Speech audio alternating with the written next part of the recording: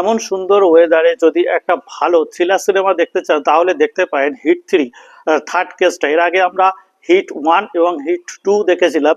তো এইবার এসেছিল হিট 3টা। হিট 3টা কিন্তু অন্যান্য যে সিনেমাগুলো ছিল তার তুলনায় একেবারেই অন্যরকম। তার কারণ এখানে আসলে ইনভেস্টিগেটিভ থ্রিলার যেটা হয় সেইটা কিন্তু সেরকম ভাবে দেখানো হয়নি। এবং লাস্টে যে আগের হিটগুলোয় যে লাস্টে একটা মিস্ট্রি ছিল, সেই মিস্ট্রিগুলো কিন্তু এইবারে পুরোপুরি মিসিং। তাহলে এখানে কি দেখানো হয়েছে? এখানে প্রধানত দুটো জিনিসের দিকে নজর দেওয়া হয়েছে। এক হচ্ছে ব্রুটালিটি, আর 2 নম্বর হচ্ছে ডার্ক ওয়েব। ডার্ক ওয়েব সম্পর্কে আমাদের অনেকেরই বিভিন্ন রকম ধারণা আছে, সেটা নিয়ে মোটামুটি এই সিনেমায় শেষে কি হতে পারে না পারে এ সম্পর্কে যদি আপনি থ্রিলার সিনেমা দেখতে অভ্যস্ত হয়ে থাকেন তাহলে অবশ্যই বুঝতে পারবেন। এখানে দেখানো হয় যে ভারতবর্ষের বিভিন্ন প্রান্তে বিভিন্ন মানুষকে তাদেরকে গলায় দড়ি দিয়ে ঝুলিয়ে দিয়ে তাদেরকে হত্যা করা হচ্ছে। এর পিছনে কারণ কি সেটাই জানার জন্য সিনেমাটা শুরু হয়।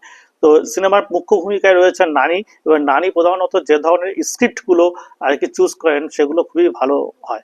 হ্যাঁ, এখন ইন্ডিয়াতে ব্রুটাল সিনেমার একটা ব্যাপক স্রোত চলে এসছে। তো এই সিনেমাটার অ্যাকশনগুলো প্রচণ্ডভাবে ব্রুটাল।